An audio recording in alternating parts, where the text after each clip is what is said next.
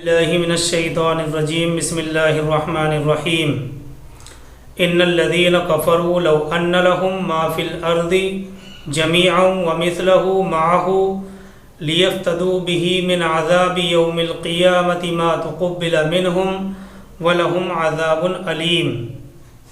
سورہ مائدہ آیت نمبر 36۔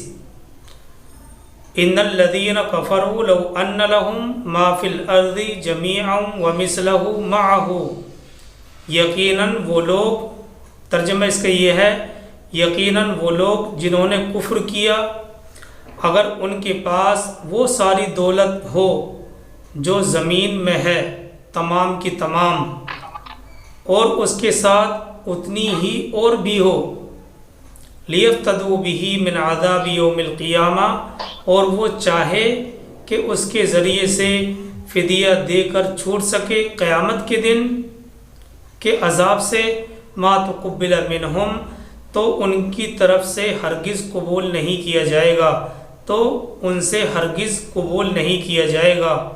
وہ لوگ جنہوں نے کفر کیا اگر ان کے پاس وہ ساری کی ساری دولت ہو جو زمین میں ہے تمام کی تمام، اور اس کے ساتھ اتنی ہی اور بھی ہو، لیفتدوا به من عذاب یوم القیامہ، اور وہ چاہے کہ اس کے ذریعے سے فدیہ دے کر چھوٹ سکے قیامت کے دن کے عذاب سے، ما تقبل منہم، تو ان سے ہرگز قبول نہیں کی جائے گی۔ یہ حکم تعلیق بالمحال ہے۔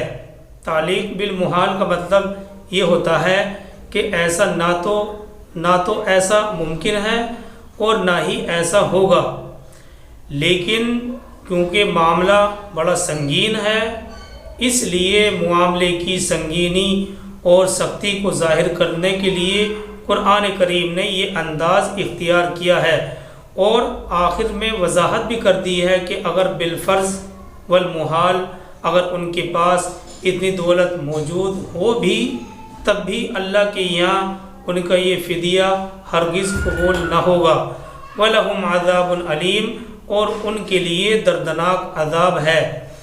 آگے چلتے ہیں آیت نمبر 37 کی طرف۔ اللہ تعالیٰ فرماتے ہیں يُرِيدُونَ أَن يَخْرُجُوا مِنَ النَّارِ وَمَا هُمْ بِخَارِجِينَ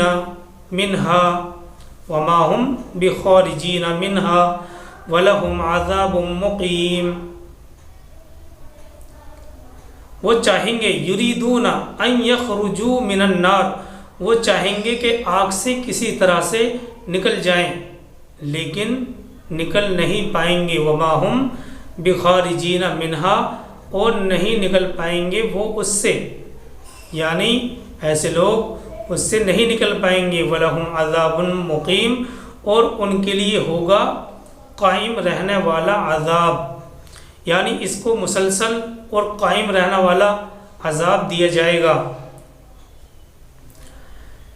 وہ چاہیں گے کہ آگ سے کسی طرح سے نکل جائیں، لیکن نکل نہیں پائیں گے، اور ان کو قائم رہنے والا عذاب، یعنی مسلسل رہنے والا اور قائم رہنے والا عذاب دیا جائے گا۔ یہ دو آیتیں ہیں آپ کے سامنے، آیت نمبر 36 اور 37، سورہ مائدہ آیت نمبر 36 اور 37۔ ان دونوں آیتوں میں کفر اور شرک اور اسی طرح سے گناہوں کا وبال ایک ایسے انداز سے قرآن کریم نے بیان کیا ہے کہ اگر ہم اس پر ذرا بھی غور کریں تو وہ انسان کی زندگی میں ایک بڑا انقلاب پیدا کر سکتا ہے، اور انسان کو کفر اور شرک اور گناہوں کو سب کو چھوڑ دینے پر مجبور کر سکتا ہے۔ ان دونوں آیتوں میں کفر اور گناہوں کا وبال ایک بڑے ہی دلکش انداز میں بیان کیا گیا ہے کہ اگر انسان اس پر ذرا بھی غور کریں تو انسان کی زندگی میں ایک بہت بڑا انقلاب پیدا ہو سکتا ہے، اور یہ انداز انسان کو کفر اور شرک اور گناہوں کو، یعنی سب کو چھوڑنے پر مجبور کر سکتا ہے۔ عام طور پر انسان جن گناہوں میں مبتلا ہوتا ہے اس کی وجہ وہ اپنی خواہشات کی وجہ سے، یا اپنی ضروریات کی وجہ سے، یا اپنے اہل و عیال کی خواہشات کو پوری کرنے کی بنا پر ہوتا ہے، اپنے اہل و عیال کی خواہشات کو پوری کرنے کی وجہ سے ہوتا ہے۔ اور دیکھیے ان سب کا حصول مال و دولت جمع کرنے سے ہوتا ہے، اس لیے مال و دولت انسان مال اور دولت جمع کرنے میں حلال اور حرام کی تمیز کیے بغیر ہی لگ جاتا ہے۔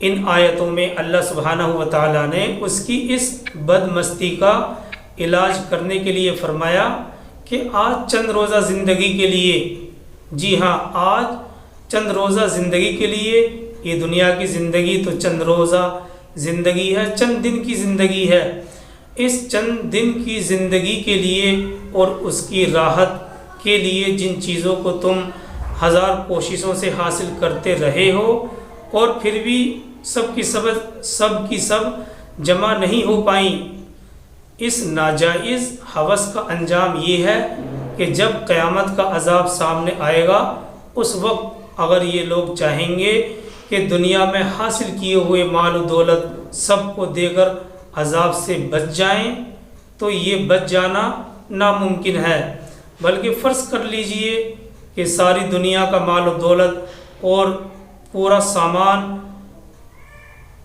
اسی ایک شخص کو مل جائے اور پھر اسی پر بس نہیں ہے، اللہ تعالیٰ فرماتے ہیں اتنا ہی اور بھی مل جائے اور یہ سب کو اپنے عذاب سے بچنے کے لیے دینا چاہے تو کوئی چیز اس کی طرف سے اللہ کی بارگاہ میں قبول نہیں کی جائے گی اور اس کو قیامت کے دن عذاب سے نجات حاصل نہیں ہوگی۔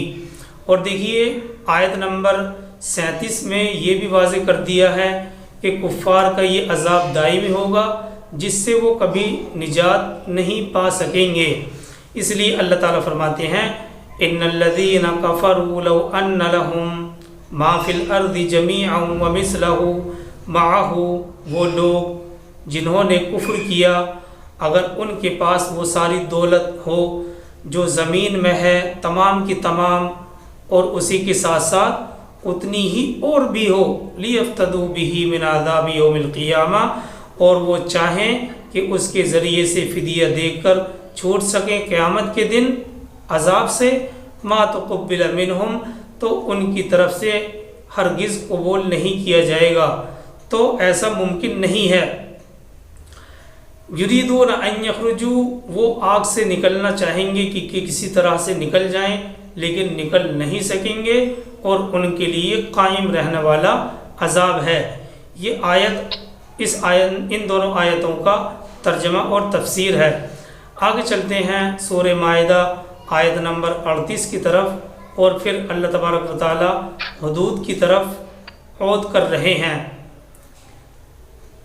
آگے اللہ تعالیٰ فرماتے ہیں وَالسَّارِقُ وَالسَّارِقَةُ فَاقْطَعُوا أَيْدِيَهُمَا جَزَاءً بِمَا كَسَبَا نَكَالًا مِّنَ اللَّهِ وَاللَّهُ عَزِيزٌ حَكِيمٌ۔ وَالسَّارِقُ وَالسَّارِقَةُ فَاقْطَعُوا أَيْدِيَهُمَا، اور چور چاہے مرد ہو یا عورت ان دونوں کے ہاتھ کاٹ دو۔ وَالسَّارِقُ وَالسَّارِقَةُ فَاقْطَعُوا أَيْدِيَهُمَا، اور چور چاہے مرد ہو یا عورت ان دونوں کے ہاتھ کاٹ دو، یعنی چور کا ہاتھ کاٹ دو۔ جزاء بما کسبا، یہ بدلہ ہے ان کے کرتوت کا، نکالا من اللہ، اور عبرتناک سزا ہے اللہ کی طرف سے۔ دیکھیے اس آیت کی وضاحت میں جانے سے پہلے ہمیں آیت کے الفاظ پر غور کرنا ہے کہ یہ دیکھیے کہ قرآن اپنی حفاظت خود کس طرح سے کرتا ہے۔ قرآن اپنی حفاظت خود کرتا ہے۔ ویسے تو اللہ تعالیٰ نے قرآن کی حفاظت کی ذمہ داری خود لی ہے، انا نحن نزلنا الذکر وانا لہ لحافظون، کہ ہم نے ہی اس کو نازل کیا ہے اور ہم ہی اس کی حفاظت کرنے والے ہیں۔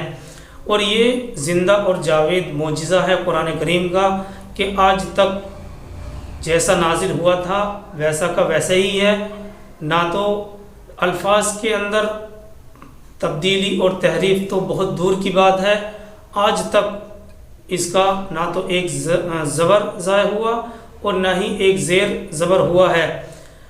تو اپنی حفاظت خود قرآن کریم بھی کرتا ہے، اسی لیے وہ چیلنج بھی کرتا ہے تاکہ کوئی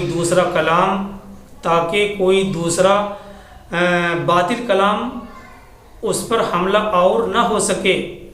سورہ حامیم سجدہ، جس کو سورہ فصلت بھی کہا جاتا ہے، اس کے اندر ایک آیت آئی ہے، آیت نمبر 42۔ اس میں اللہ سبحانہ و تعالیٰ فرماتے ہیں لا یاتیہ الباطل من بین یدیہ ولا من خلفہ، باطل کلام اس پر حملہ آور ہو ہی نہیں سکتا، یعنی قرآن پر حملہ آور ہو ہی نہیں سکتا، من بین یدیہ ولا من خلفہ، نہ اس کے سامنے سے اور نہ ہی اس کے پیچھے سے۔ دیکھیے قرآن مجید کس طرح سے اپنی حفاظت خود کرتا ہے اور کس طرح سے یہ قرآن مجید لوگوں کے عزائم کو ناکام بناتا ہے، جو اس کی آیتوں کو اپنے فائدے کے مطابق ڈھالنا چاہتے ہیں۔ جی ہاں، یا کسی آیت کی تفسیر کو اپنی مرضی کے مطابق سننا چاہتے ہیں یا اپنی مرضی کے مطابق کرنا چاہتے ہیں۔ اس آیت نمبر 42 کے اندر یعنی سورہ حامیم سجدہ میں آخری الفاظ ہیں تنزیل من حکیم حمید، اس قرآن کا اتارا جانا ایک حکیم اور حمید کی جانب سے ہے۔ ایک حکیم یعنی دانا اور قابل تعریف کی طرف سے ہے۔ یہ بات اس لیے کہی گئی ہے کیونکہ ایک صاحب ہیں، انہوں نے یہاں اس آیت کی وضاحت میں یہ بات نقل کی ہے کہ اس آیت سے مراد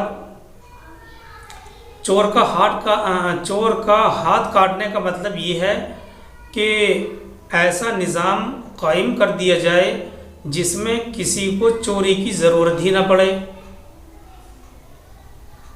یہ تو ہم بھی جانتے ہیں کہ ایسا نظام قائم ہو کہ کوئی شخص چوری کرنے پر مجبور ہی نہ ہو، کوئی شخص مجبوراً چوری نہ کرے۔ لیکن فَاقْطَعُوا أَيْدِيَهُمَا کا جو مطلب ان صاحب نے نکالا ہے وہ بالکل غلط ہے، اور اگر فرض کر لیں کہ ایسا ہی ہے تو پھر جزاء بما کسبا کا مطلب کیا ہوگا کہ یہ بدلہ ہے اس کے کرتوت کا، اس کے اپنے کرتوت کا، یعنی جو کمائی انہوں نے کی ہے اس کا بدلہ یہ ہے کہ ایک اچھا نظام قائم کر دیا جائے۔ اب اسی کے بعد ایک اور الفاظ اللہ تبارک و تعالیٰ لائے ہیں نکالم من اللہ کے الفاظ اور بھی مزید آئے ہیں۔ دیکھیے صرف اسی پر بس نہیں کیا کہ یہ اس کا بدلہ ہے، یہ بدلہ ہے ایک اچھا نظام قائم کر دیا جائے، جزاء بما کسبا، یعنی یہ بدلہ ہے جزاء بما کسبا، یہ بدلہ ہے اس کے اپنے کرتوت کا، یعنی جو کمائی اس نے کی ہے اس کا بدلہ ہے۔ اسی پر بس نہیں کیا قرآن نے، جزاء بما کسبا کہہ کے آگے نہیں بڑھا، بلکہ اس کے فوراً بعد ایک اور جملہ، ایک اور لفظ اللہ تبارک و تعالیٰ لے کر آئے ہیں نکالم من اللہ۔ یہ الفاظ مزید آئے ہیں۔ نکال کہا جاتا ہے عبرت ناک سزا کو، تو ظاہر سی بات ہے کہ ایسا نظام قائم کرنا اللہ کی طرف سے عبرت ناک سزا ہوگی۔ آپ نے غور کیا قرآن کے معنی اور مفہوم کی حفاظت کے لیے اللہ تعالیٰ نے کیسے کیسے الفاظ کے پہرے بٹھا دیے ہیں تاکہ کوئی باطل کلام اس کلام پر حملہ آور ہو ہی نہیں سکے۔ تو مزید اس کی وضاحت کرنے کے لیے اللہ تبارک و تعالیٰ نے ایک اور جملے کا پہرا بٹھا دیا نکالم من اللہ، یہ اللہ کی طرف سے عبرتناک سزا ہوگی۔ تو یہ معنی اور مفہوم کی حفاظت کے لیے اللہ تبارک و تعالیٰ نے اس جملے کو بٹھایا ہے۔ اور ایک چیز اصل میں کیا ہے، دیکھیے حدود اور تعزیرات کے فلسفے کو جو قرآن نے بیان کیا ہے سمجھنا ضروری ہے، اور اس کو سمجھنے کے لیے لفظ نکال جو لفظ آیت کے اندر لایا گیا ہے لفظ نکال، یہ بہت اہم ہے۔ قرآن مجید میں حدود اور تعزیرات کے سلسلے میں یہ لفظ اکثر استعمال ہوا ہے۔ اسی طرح سے فرعون کے بارے میں اللہ تعالیٰ نے فرمایا ان فی ذالک لعبرۃ لمن یخشی، کہ اس میں نکال الآخرتی والاولی، کہ نکال کہا جاتا ہے ایسی سزا کو جس میں عبرت ہو۔ تو قرآن مجید میں حدود اور تعزیرات کے سلسلے میں یہ لفظ اکثر استعمال ہوا ہے، یعنی نکال کہا جاتا ہے ایسی سزا کو جس میں عبرت ہو، یعنی اگر سزا ہوگی تو بھئی عبرتناک ہوگی، سزا ہوگی تو عبرتناک ہوگی۔ یہی وجہ ہے کہ اسلام میں شہادت کا قانون بہت سخت رکھا گیا ہے۔ اب دیکھیے ذرا سا شبہ ہوتا ہے تو دنیا کے اندر اس کا فائدہ ملزم کو پہنچتا ہے، اس لحاظ سے سزا کو نافذ کرنا آسان نہیں ہے، لیکن اگر تمام چھان بین کے مراحل طے کر کے جرم پوری طرح ثابت ہو جائے تو پھر ایسی سزا دی جائے کہ ایک کو سزا ملے اور لاکھوں کی آنکھیں کھل جائیں، لاکھوں لوگوں کو عبرت حاصل ہو، تاکہ آئندہ کسی کو جرم کرنے کی ہمت ہی نہ ہو سکے۔ یہ ہے اسلامی سزاؤں کا فلسفہ، یہ ہے فلسفہ اسلامی سزاؤں کا۔ یہ حقیقت میں معاشرے کو مضبوط کرنے کا ایک بہت بڑا عمل ہے، جس کی وجہ سے معاشرے سے کلی طور پر برائی کو ختم کرنا ممکن ہے، اور جس کی وجہ سے معاشرے سے برائی کو کلی طور پر ختم کیا جا سکتا ہے۔ تو یہ ہے فلسفہ اسلامی سزاؤں کا، یہ حقیقت میں معاشرے کو مضبوط کرنے کا ایک عمل ہے، جس کی وجہ سے معاشرے سے کلی طور پر برائی کو ختم کیا جا سکتا ہے۔ آج مہذب اور پڑھے لکھے لوگوں میں بھی آئے دن انتہائی گھناؤنے جرائم ہو رہے ہیں۔ اس کی وجہ یہ ہے کہ سزا کا نظام درست نہیں ہے، سزا کا نظام ہرگز درست نہیں ہے۔ لوگ جرم کرتے ہیں، سزا ہوتی ہے، جیل چلے جاتے ہیں، کچھ دن وہاں گزارنے کے بعد واپس آ جاتے ہیں، پھر جرم کرتے ہیں، جیل چلے جاتے ہیں، واپس آ جاتے ہیں۔ یار کیا ڈرامہ ہے! ایسا لگتا ہے کہ جیل سرکاری مہمان خانہ بن کر رہ گئی ہے۔ یہی وجہ ہے کہ معاشروں میں روز بروز جرائم بڑھتے جا رہے ہیں۔ اللہ تعالیٰ فرماتے ہیں واللہ عزیز حکیم، اور اللہ زبردست حکمت والا ہے۔ دیکھیے اس جرم کی وجہ سے، اب ہم آیت کے مفہوم کی طرف آتے ہیں، اس جرم کی وجہ سے صرف ایک ہاتھ کاٹا جائے گا، دونوں نہیں۔ اور اسی طرح سے نبی صلی اللہ علیہ وسلم نے یہ وضاحت بھی فرمائی ہے لا قطیع علی خائن۔ اس سے معلوم ہوتا ہے کہ چوری کا اطلاق خیانت وغیرہ پر نہیں ہوتا، بلکہ صرف اس فعل پر ہوتا ہے کہ آدمی کسی کے مال کو اس کی حفاظت سے نکال کر اپنے قبضے میں لے لے۔ اور دیکھیے اس کے لیے شرعی قانون کا نافذ ہونا ضروری ہے، یعنی اسلامی ریاست کا ہونا ضروری ہے۔ اگر ہم اس کو خامخواہی نافذ کرنا چاہیں گے تو پھر بجائے فائدہ پہنچنے کے اور اسلامی شریعت بدنام ہو کر رہ جائے گی۔ اس لیے بات ہو رہی ہے اس وقت کی جبکہ اسلامی نظام قائم ہو، قرآن کے مطابق لوگوں کا رویہ اچھا ہو۔ تو نبی صلی اللہ علیہ وسلم نے یہ وضاحت بھی فرما دی۔ اس سے معلوم ہوتا ہے کہ چوری کا اطلاق خیانت وغیرہ پر نہیں ہوتا، بلکہ صرف اس فعل پر ہوتا ہے کہ آدمی کسی کے مال کو اس کی حفاظت سے نکال کر اپنے قبضے میں کر لے۔ اور پھر نبی صلی اللہ علیہ وسلم نے یہ وضاحت بھی کی ہے کہ ایک ڈھال سے کم کی چوری پر ہاتھ نہ کاٹا جائے۔ ایک ڈھال کی قیمت نبی کے زمانے میں حضرت عبداللہ بن عباس کی روایت کے مطابق 10 درہم ہے، اور حضرت عمر کی روایت کے مطابق 3 درہم ہے۔ حضرت عمر رضی اللہ تعالیٰ عنہ کی روایت کے مطابق 3 درہم ہے، اور اسی طرح سے حضرت انس بن مالک رضی اللہ تعالیٰ عنہ کی روایت کے مطابق 5 درہم ہے۔ اب دیکھیے کیونکہ روایتوں کے اندر اختلاف ہے، اسی وجہ سے فقہا کے درمیان بھی اختلاف قائم ہو گیا۔ امام اعظم ابو حنیفہ کے نزدیک چوری کا نصاب، سرقہ کا نصاب 10 درہم ہے۔ اس کے برخلاف دنیاوی قانون جرائم پسند لوگوں کی نظر میں ایک کھیل بن کر رہ گئے ہیں، جن سے وہ بڑی خوشی سے کھیلتے ہیں۔ اور مزے کی بات یہ ہے کہ جیل میں قید ہوتے ہوئے بھی آئندہ اس جرم کو اور زیادہ خوبصورتی سے کرنے کے وہ پلان بنا رہے ہوتے ہیں۔ لیکن قربان جائیے، اس کے برخلاف جن ممالک میں شرعی قانون نافذ ہے اس کے حالات کا جائزہ لیا جائے تو معلوم ہوتا ہے اور حقیقت سامنے کھل جاتی ہے کہ وہاں نہ تو بہت سے لوگ ہاتھ کٹے ہوئے نظر آئیں گے، اور نہ ہی بہت سے واقعات سنگساری کے دیکھنے کو ملتے ہیں۔ دن میں 5 مرتبہ انسان دیکھتا ہے کہ دکانیں کھلی ہوئی ہیں اور ڈاکہ زنی لوٹ مار کا کوئی خیال نہیں ہے، اور دکاندار بڑے اطمینان سے نماز ادا کرتا ہے اور واپس اپنی دکان میں آ کر بیٹھ جاتا ہے۔ نہ تو اس کو کسی طرح کی چوری کا خیال ہے اور نہ ہی ڈاکے کا خیال ہے۔